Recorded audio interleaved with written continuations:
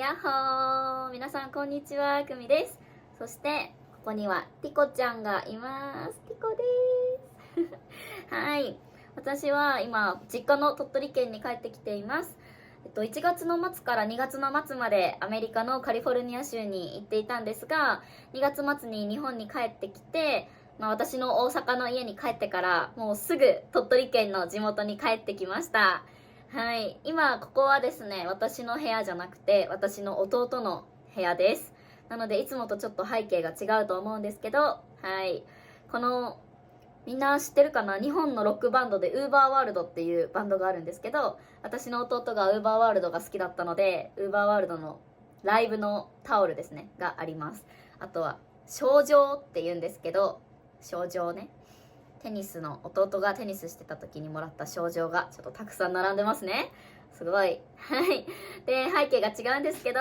今日も見てくれて本当にありがとうございます。最後まで楽しんでいってください。今回の動画では、私がアメリカに行って感じた日本とアメリカの文化の違いとか、すごい面白いなって思ったこと、何点かみんなにシェアしたいなと思っています。そしてアメリカで私が買ってきたお土産、ちょっと購入品紹介もしようかなと思ってますので、最後まで楽しんでみてください。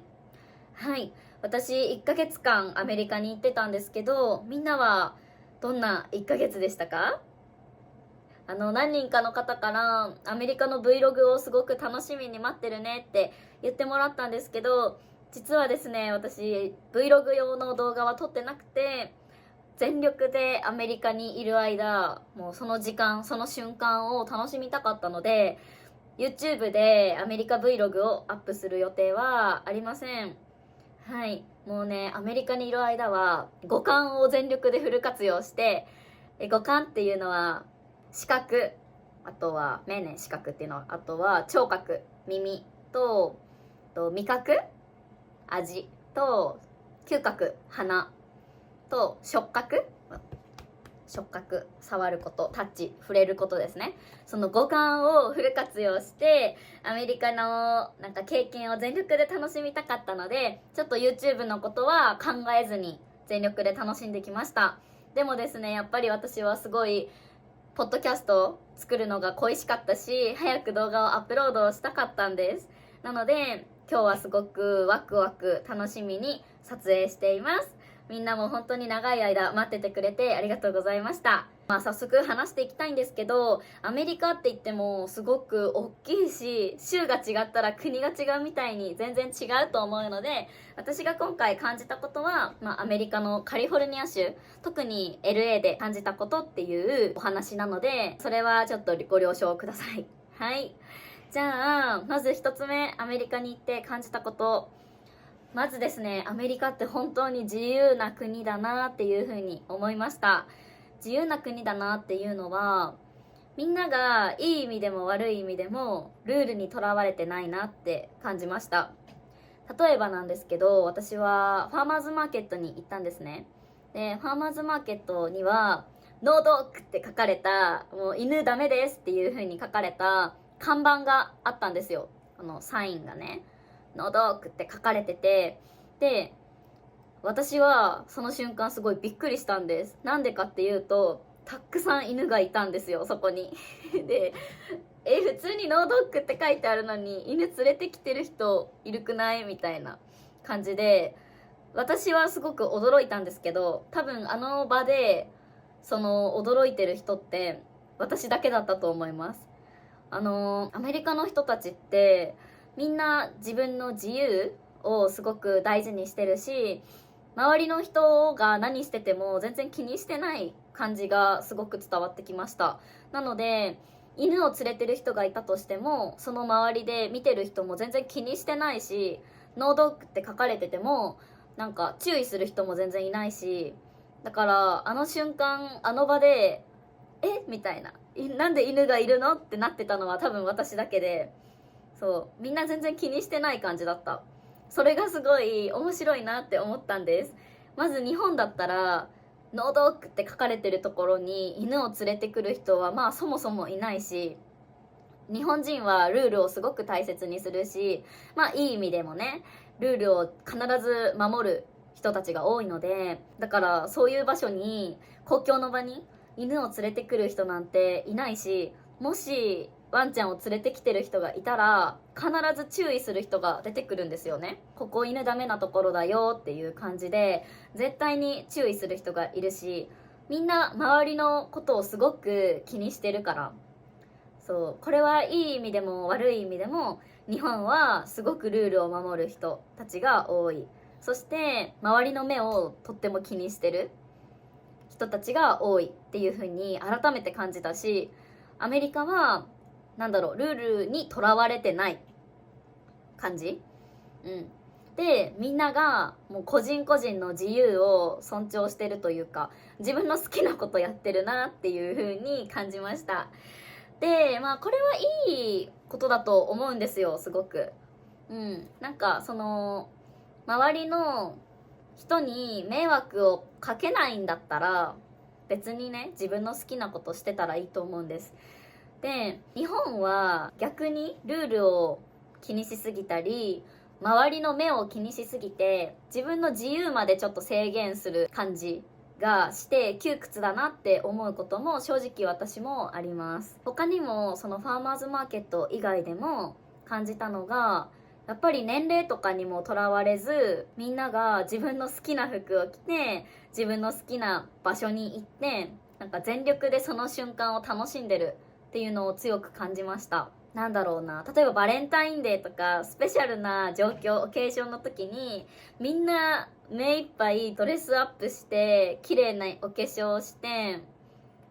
全力でそういうシチュエーションを楽しんでるのをよく見ました。これが若い子だけじゃなくて年代に関係なくです。本当に私よりも年上のお姉様方、40代ぐらい50代ぐらいの方かなっていう方もすごく綺麗にお化粧してドレスアップして高いヒール履いてみたいな感じでやってて、日本だったらなかなかね、あんまり見る光景じゃないのかなって思ったんですよね。特に服装、日本人はそれこそさっきと話がつながるんですけど、周りの目をすごく気にするから、例えばね、結構こうキャミソールのドレス、ピチッとしたタイトのドレスとかって、私もう40歳なのにとか30歳なのにって、こんなの日本で着れないって多分考える人が多いと思うんですよ。で、私も実際そうです。私がアメリカで着てたドレス、タイトなドレスとかも着たんですけど、実際日本でそれ着れるかって言われたら着れないですね。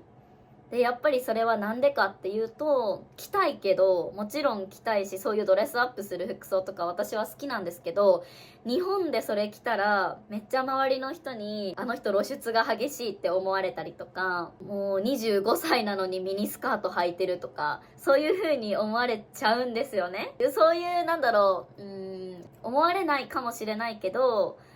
そうやって思われるんじゃないかって、自分の自由よりも周りにどう思われるかを気にしちゃう人が多いと思います。これは日本の文化だと思うんですけど、私はそれがちょっと窮屈だなって感じることがあるんですよね。そう、だからアメリカに行って自分の好きな服装を着て、そういう特別なシチュエーションを全力で楽しむことができて、周りの目を気にせずにね、自分の好きな格好をして自分の好きなところに行って全力で楽しんでみたいなのがアメリカの自由で素敵なところだなって思いました。そしてね、やっぱりフレンドリーな人が多いですよね。2つ目につながるんですけど、とってもフレンドリーで、あなたの髪の毛素敵だねとか、あなたの服装めっちゃ可愛いねとか、お肌綺麗だねとか、そういう褒め言葉をポンポンポンポンみんな言ってくれますよね。人と人との壁がすごく低いというか、それを感じました。はい。まず日本だったらですね、初対面の人にあなたの服装素敵だねなんて言う人は珍しいですよね。田舎のおばあちゃんとかは話しかけてくれたりするんですけど、そもそもそうやって初対面の人に話しかけて褒め言葉みたいなのを言ってくれるなんてめったにないと思います。はい、それはすごくアメリカに行って感じたことでした。あとは私、大人数の人が集まるような場に招待してもらったことがあったんですけど、そう、パーティーみたいなところに行った時に、みんなすごくフレンドリーで、私と実際関わりがなかったとしても、私の友達の友達だったらもう私たちも友達だよねみたいな感じの感覚なのかな。すごいハグをしてくれたり、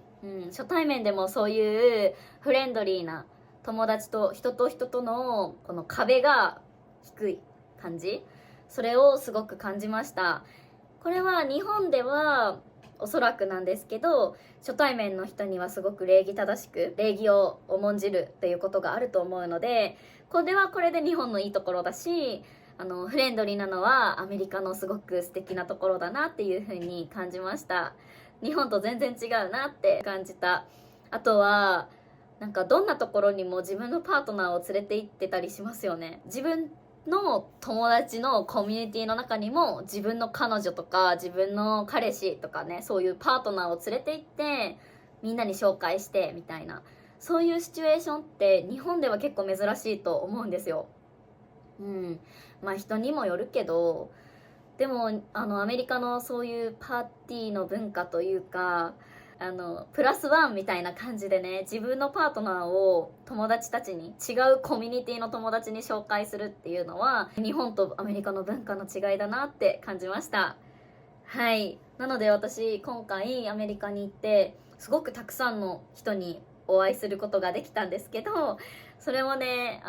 日本だったら絶対こんなに一気に初対面でこんなにたくさんの人と出会うことってあんまりないんじゃないかなって思って、はい、すごく貴重な経験をさせてもらいました。そう、なんか話伝わるかな。今本当に何も考えずに頭から出てきたことを話してるので、ちょっと内容ぐちゃぐちゃかもしれないんですけど、みんなついてこれてますかね。まあこんな感じで話すと本当に長くなってしまうので、今回はこの2つだけみんなに紹介したかったんですけど、まとめると1つ目は自由な国っていうこと。ルールにいい意味でもとらわれずに、周りの目とかを気にせずに自分のやりたいことをすごく楽しんでる人が多いなっていう風に感じました。そして2つ目はそのパーティー文化って言ったらいいのか、まあ人と人との壁が低くて、でフレンドリーでみんながすぐにね仲良くなってて、それは日本と全然違うなって感じたことでした。初対面の人にもフレンドリーっていうことですね。はい。まあそういう感じかな。ちょっとうまく喋れなかったんですけど、この2つのことをアメリカで私は強く感じました。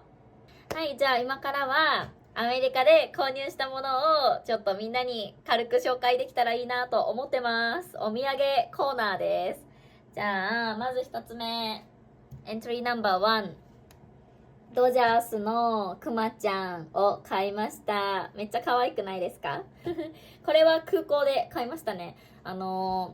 メリカから日本に帰るフライトの直前でお土産コーナーもバーって駆け込んで、この子がすごい目に入ったのでドジャースのクマちゃんを買いました。これは私のお姉ちゃんへのお土産です。次、じゃーん、ロサンゼルスって書いてるねクマを買いました。これはさっきも見せたと思うんですけど、私の実家で飼ってるティコちゃんにすごい似てるなと思ってこのクマちゃんを買ってみました。これは私の実家用のプレゼント、私のお母さんお父さんへのプレゼントです。次、歯磨き粉。これ結構見たことがある人が多いんじゃないかなと思うんですけど、このホワイトニングの歯磨き粉を買いました。で、日本のホワイトニングの歯磨き粉ってあんまり強い成分が使えないらしくて、あんまり効果が感じられないんですよ。でもアメリカのこのホワイトニングの歯磨き粉ってすごい効果が強いみたいなので、ずっと買ってみたくて、で今回ね一番最初にゲットしたお土産でした。これあともう一個ね、ちょっと名前忘れちゃったんだけど、コルゲイトみたいな感じの名前の歯磨き粉、赤いやつ、あれも買いました。なんて読むんだろう、わかんない。歯磨き粉も買ってみて、このクレストの歯磨き粉も買ってみて、どっちがいいかちょっと比べてみようかなと思っております。M&M's で、これはラスベガスで買いました。ラスベガスにね、M&M's の、ミュージアムみたいなのがあって、このチョコレートをゲットしました。でね、面白くてさ、そのミュージアムでは、自分たちオリジナルの、このチョコレートを M&M's 作れるんですよ。で、自分たちの写真をチョコレートにプリントして、世界に一つだけのオリジナルのチョコレート作ることができるので、ラスベガスに行った人はぜひやってみてほしいです。めっちゃ楽しかった。次、トランプ。なんかめっちゃキラキラしててベガスっぽくていいなって思ったんだけど、見てくださいこれ、ギラギラしてるで、私の家族は特にお正月とかね、家族全員が集まった時によくトランプをみんなでするんですよ。で、これみんなでね遊ぶ時に使えたらいいなと思って、これを家族お家用にお土産で買いました。次、じゃーん、スタンプタウンのコーヒー豆を買いました。もうこれちょっと使用済みなんですけど、私コーヒー飲むのが好きで、コーヒーをお豆からね、こうやってミルでひいて飲むのが大好きなので、コーヒー豆を自分用と、あとはお家用に2種類買いました。これは教えてもらったんですけど、アメリカのポートランドの発祥のカフェのコーヒー豆らしくて、そうで、これ買ってみた。すごいね、もう飲んでるけどめっちゃ美味しいです。買ってよかった。こんな感じです。次、お菓子これはスナック、いろんな種類のスナックが5種類ぐらいがね入ってるパックみたいなやつを買ったんですよ。なのでこんなちっちゃいサイズのチップスがいっぱい入ってました。で、これはちょっと2種類だけなんですけど、お家用に持ってきました。このチップス、アメリカのチップスってめっちゃ美味しくないですか？なんかさ、全部そうだけど、やっぱり日本の味付けよりも結構濃いんだよね、アメリカの味って。で、私は好きですねこの濃い味付けのチップス美味しかったです。次、じゃーん、ロサンゼルスって書いてある。これは私のお父さん用に買ったお土産なんですけど、アカデミー賞のオスカー像みたいな感じで、ちょっとお父さんがブラックとゴールドの組み合わせが好きなので、私のお父さんスキンヘッドなので、なんか似てるかなと思ってこれを買ってみました。はいあとはなんかこれ、瓶とかのさ、蓋をこうやってキュッて開ける栓抜きっていうのかな、日本語では栓抜きをラスベガスのコカ・コーラミュージアムに行った時に買いました。可愛くないですか？これは私のお姉ちゃん用のお土産にしました。最後、じゃーん、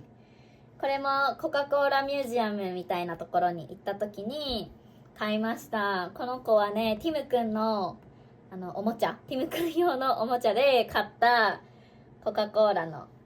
ぬいぐるみです。めっちゃ可愛くないですか？多分ティムにあげたら速攻で壊されると思うので、この YouTube を撮るまでずっとティムくんには撮られないようにしてましたで、もうこの撮影の後にすぐティムにあげたいと思います。はい、他にもたくさん買ったんですけど、大阪のお家に置いてきたお土産たちもあって、これが全部じゃないんですが、なんとなくね、このようなものたちを私は LA で、アメリカで購入してきました。なのでみんながアメリカに行った時のお土産選びの参考になるかどうかわかんないんですけど、ちょっとでも参考になったら嬉しいです。はい、じゃあ今回の動画はこんな感じで終わろうかなと思います。最後まで見てくれた人、本当にありがとうございます。次の動画では私のチャンネル登録者が1万人を去年の年末に突破したということで、そして私26歳の誕生日を迎えたということで、念願の質問コーナーをしてみたいなと思っています。 Q&A やってみたいと思います。なので今からでもね、全然質問があったら募集してるので、私のインスタグラムの DM にメッセージしてもらったりとか、この YouTube のコメントでも大丈夫です。何か私に対してだったり、日本語に対してだったり、日本についての質問でも、本当にどんな質問でも受け付けてますので、質問がある人はぜひぜひ私に送ってください。はい、じゃあ今回の動画も見てくれてありがとうございました。バイバイ。